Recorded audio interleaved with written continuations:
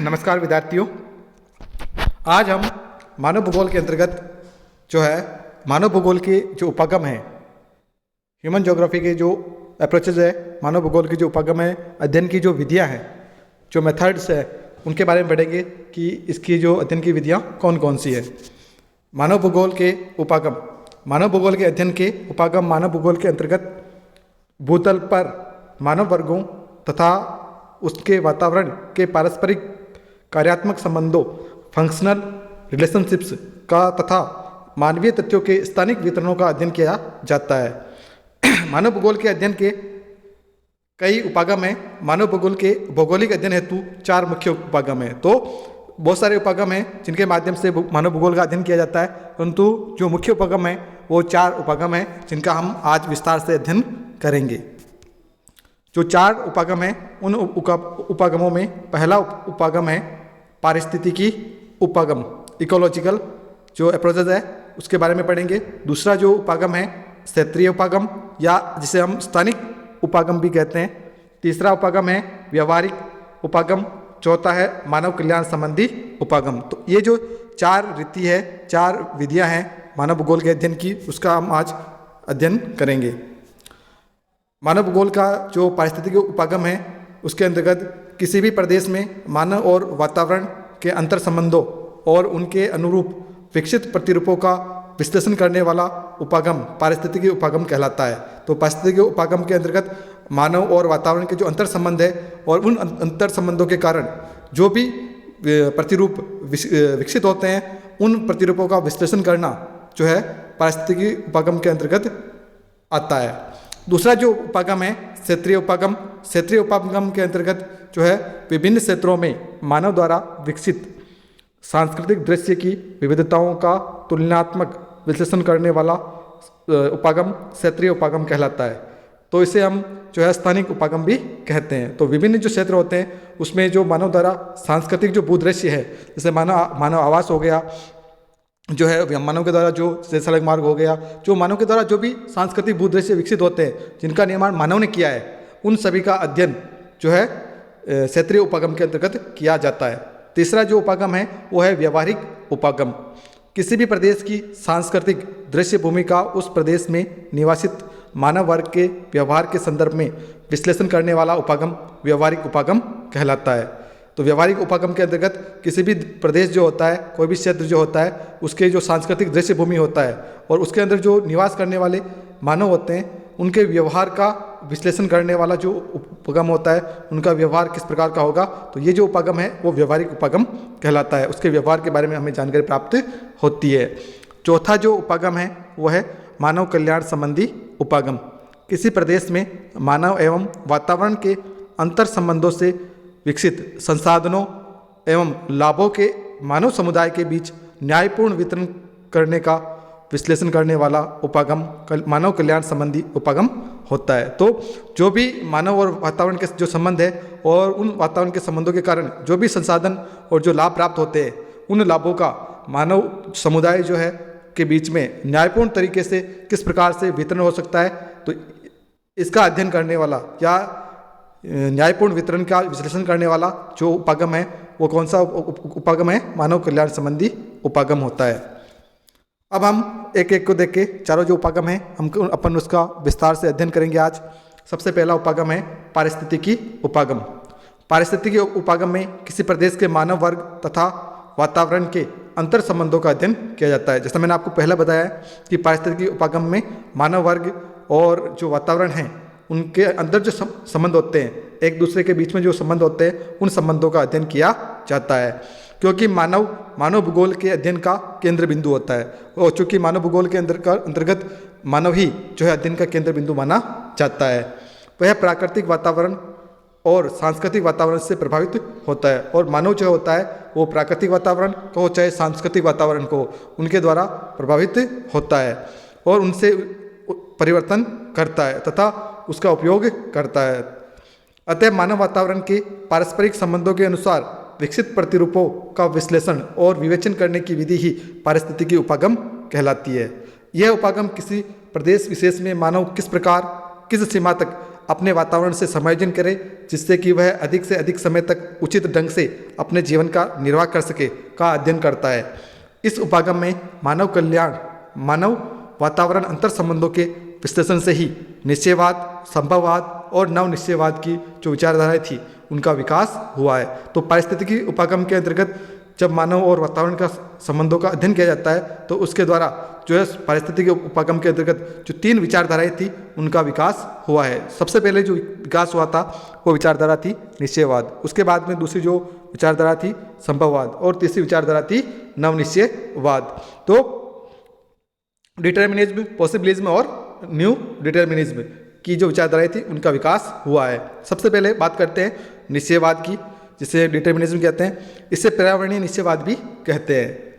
इस अवधारणा के अनुसार मनुष्य को अन्य जीव जंतुओं की भांति प्राकृतिक वातावरण के निर्देश की अनुपालना करनी चाहिए, अर्थात मनुष्य तथा उसके जो क्रियाकलापों पर भौतिक पर्यावरण का प्रभाव दृष्टिगत होता है, अतः प्रकृति ने मनुष्य को बनाया है। तो ये जो विचारधारा थी वो निश्चयवाद कहलाती है। निश्चयवाद के अंतर्गत प्रकृति के जो कारक है या प्रकृति ने जो सीमाएं दी है उन्हीं सीमाओं का उपयोग करके मानव जो है अपना जीवन यापन करता है या उन्हीं को अनुरूप वो जो जीवन जीता है। तो उनके द्वारा निश्चित जो सीमाएं हैं उसके अंदर ही मानव अपना जीवन यापन करता है। ये विचारधारा कहलाती है निश्चयवाद, अर्थात प्रकृति ने पहले सब कुछ निश्चित कर रखा है और उसके अनुसार ही मानव अपना जीवन यापन करता है। यही उपागम का प्रमुख आधार है। मानव पर्यावरण संबंधों के इस पर्यावरणीय निश्चयवाद दृष्टिकोण के अनुसार मानव जीवन के सभी पक्षों पर भौतिक पर्यावरण का प्रभाव पड़ता है। तो मानव जीवन के जो सभी पक्ष हैं, चाहे सांस्कृतिक, आर्थिक, राजनीतिक, जो सारे पक्ष हैं, उसके सभी पक्षों के ऊपर जो भौतिक पर्यावरण है वो प्रभाव डालता है, उसी से वो सब निश्चित होते हैं। दूसरी जो विचारधारा थी वो विचारधारा है संभववाद। इसे पर्यावरणवाद की विचारधारा के अंतर्गत यह अनुभव किया गया कि मनुष्य की क्षमताओं का पर्यावरणीय शक्तियों द्वारा नियंत्रित नहीं किया जा सकता, वरन मात्र प्रभाव डाल सकती है। तो पर्यावरणवाद की विचारधारा के अंतर्गत पर्यावरण जो है मनुष्य के सभी क्रियाकलापों को निश्चित करते हैं, परंतु संभववाद के अंतर्गत ये महसूस किया गया कि मनुष्य की क्षमताओं को जो पर्यावरणीय शक्तियाँ हैं वो नियंत्रित नहीं कर सकती है, वरन मात्र उसके ऊपर प्रभाव डालती है। इस उपगम के अनुसार पर्यावरण के द्वारा कुछ संभावनाएं प्रस्तुत की जाती है और मनुष्य अपनी छांट के द्वारा, अपनी चॉइस के द्वारा उनका उपयोग कर सकता है। संभववाद की विचारधारा का जन्म और विकास फ्रांस में हुआ था। इसके जन्मदाता विडाल डी ला ब्लास थे। संभववाद शब्द सर्वप्रथम प्रयोग जो है ला फेब्रे महोदय ने किया था। उनके अनुसार प्राकृतिक वातावरण की अपेक्षा मनुष्य के कार्यों को प्राथमिक स्थान दिया जाना चाहिए, क्योंकि मानव प्रकृति द्वारा प्रस्तुत की गई संभावनाओं का स्वामी होता है तथा उनके प्रयोग का निर्णायक होता है। संभववाद किसी निश्चित स्थान तथा प्रकृति में प्रत्येक चरण पर संभावनाओं के दर्शन पर आधारित होता है। तो प्रत्येक स्थान के ऊपर, चूँकि इस विचारधारा के अंतर्गत जो मेन जो थीम है वो है कि मानव जो है प्रकृति द्वारा प्रदत्त की गई संभावनाएं, जो छाट होती है, चॉइस होती है, उनका उपयोग करके मानव ने जो है प्रकृति में परिवर्तन किया है, वातावरण में परिवर्तन किया है। तो ये विचारधारा कहलाई संभववाद। मनुष्य ने जो है पर्यावरणीय जो शक्तियों को नियंत्रित किया है। तीसरी जो विचारधारा थी वो थी नवनिश्चयवाद की। इसके अंतर्गत मानव पर्यावरण संबंधों का नवीन दृष्टिकोण यह है कि मनुष्य को अपने निजी क्षेत्र में उपलब्ध संसाधनों पर आधारित रहना चाहिए और उनका दोहन उतना ही करना चाहिए जितना प्रकृति पुनः लौटा सके या वे संसाधन जैविक तंत्र से पुनः चक्र आरंभ कर सके। इस विचारधारा को नवनिश्चयवाद या आधुनिक निश्चयवाद, प्रेजेंट डे डिटर्मिनिज्म में भी कहते हैं। इस मध्यम मार्ग की विचारधारा के प्रतिपादक ग्रिफिथ टेलर महोदय थे, जिन्होंने इसे रुको और जाओ नियतिवाद, स्टॉप एंड गो डिटर्मिनिज्म कहा है। ग्रिफिथ टेलर ने अपनी पुस्तक ज्योग्राफी इन 20th सेंचुरी 1951 में स्पष्ट किया है कि वे इस तथ्य पर बल देते हैं कि पर्यावरण नियंत्रण की उपेक्षा नहीं की जा सकती है, लेकिन उसके द्वारा निर्धारित सीमाओं में भी नहीं बांधा जा सकता है। वास्तव में न तो प्रकृति का ही मनुष्य पर पूर्ण नियंत्रण है और न ही मनुष्य प्रकृति का विजेता है। दोनों ही एक दूसरे के से जो है क्रियात्मक संबंध रखते हैं। मानव उन्नति के लिए यह आवश्यक है कि मनुष्य संबंधों का उचित विश्लेषण इसी मध्यम मार्ग के द्वारा संभव है। तो नवनिश्चयवाद की जो विचारधारा थी उसके अनुसार यह माना गया कि न तो प्रकृति सर्वे सर्वा है, न ही मानव के जो क्रियाकलाप है, मानव जो है वो सर्वे सर्वा है। दोनों के जो एक दूसरे के सामंजस्यपूर्ण जो संबंध है उसके द्वारा ही जो है आगे बढ़ा जा सकता है, उन्नति की जा सकती है, तभी जो है मानव की उन्नति होगी। तो ये जो मार्ग है वो मध्यम मार्ग कहलाया है। बात करते हैं दूसरे उपागम की, जिसे हम क्षेत्रीय उपागम या स्थानिक उपागम कहते हैं। यह उपागम धरातल पर उपस्थित सांस्कृतिक भूदृश्यों के क्षेत्रीय विश्लेषण से संबंधित है, क्योंकि धरातल के विभिन्न क्षेत्रों में मानव के जीवन निर्वाह ढंगों में भिन्नता पाई जाती है। उसके द्वारा विकसित सांस्कृतिक भूदृश्य भी विभिन्न क्षेत्रों में भिन्न भिन्न होते हैं, क्योंकि यह धरातल के विभिन्न क्षेत्रों में विकसित होने वाले इन सांस्कृतिक दृश्यों की विविधताओं के कारण सहित तुलनात्मक व्याख्या करने वाला उपागम है। तो जो मानव ने जो सांस्कृतिक भूदृश्य विकसित किया गए हैं, वो विकसित भूदृश्य जो है प्रत्येक स्थान के ऊपर या किसी भी प्रदेश में, एक प्रदेश से दूसरे प्रदेश में भिन्न भिन्न होते हैं। उसका जो कारण होता है वो कारण होता है उसके जो दशाएं होती है, विविधताएं जो पाई जाती है, एक स्थान से दूसरे स्थान पर जो सांस्कृतिक विविधताएं होती है उसके कारण से वो उनके अंदर अंतर पाया जाता है। मानव एवं वातावरण संबंधी उन सभी तत्वों का विश्लेषण किया जाता है जो इस सांस्कृतिक दृश्य भूमि की क्षेत्रीय विविधताओं या भिन्नताओं के लिए उत्तरदायी होते हैं। पृथ्वी के विभिन्न भागों में मानव से संबंधित भौतिक, आर्थिक, सांस्कृतिक भिन्नताएं पाई जाती है। इन विविधताओं के वितरण का कारण सहित तुलनात्मक विश्लेषण और विवेचन क्षेत्रीय एवं स्थानिक उपागम द्वारा किया जाता है। तो धरातल के ऊपर मुख्य थीम है इस उपागम की कि धरातल के ऊपर जो हमें विविधताएं दिखती हैं, एक प्रदेश से दूसरे प्रदेश में जो भिन्नताएं पाई जाती है, सांस्कृतिक हो, चाहे आर्थिक हो, चाहे भौतिक हो, उन सभी विविधताओं जो होती है उनका वितरण जो होता है वो हमेशा एक समान नहीं होता है, उनमें भिन्नताएं पाई जाती है। तो इन सभी विविधताओं का जो वितरण है उनका कारण सहित उन विविधताओं के पीछे कारण क्या है, उन कारणों की खोज करते हुए उनका तुलनात्मक एक प्रदेश से दूसरे प्रदेश की तुलना करना, तुलनात्मक विश्लेषण करना और विवेचन करना क्षेत्रीय उपागम या स्थानिक उपागम के अंतर्गत आता है।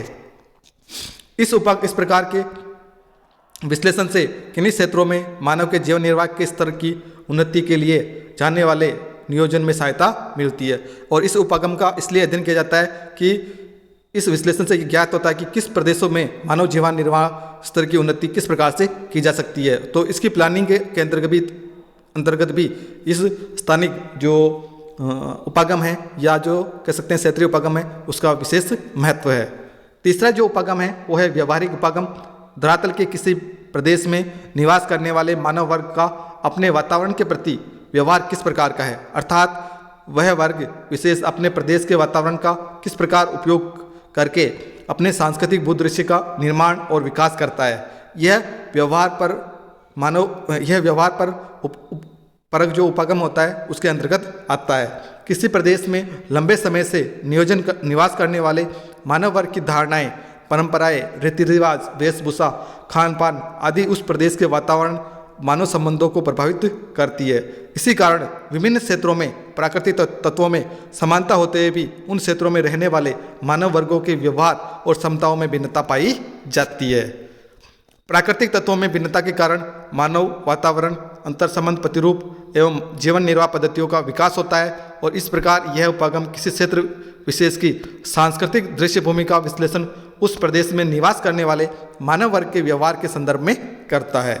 किसी दूसरे प्रदेश में निवास करने वाले मानव वर्ग का किसी दूसरे प्रदेश में के मानव वर्ग के व्यवहार और दृष्टिकोण उस प्रदेश के वातावरण उपयोग के प्रति भिन्न हो सकता है। अतः इस स्थिति में यह उपागम उस प्रदेश विशेष में निवास करने वाले मानव समुदाय के व्यवहार एवं दृष्टिकोण को ही महत्वपूर्ण मानता है जो कि उस प्रदेश में निवास करता है। दूसरा जो भिन्न प्रदेश होता है जिसके अंतर्गत उसका व्यवहार अलग होता है, उसका अध्ययन इसके अंतर्गत नहीं किया जाता है या इस उपागम के द्वारा नहीं किया जाता है। चौथा जो उपागम है वो है मानव कल्याण संबंधी उपागम।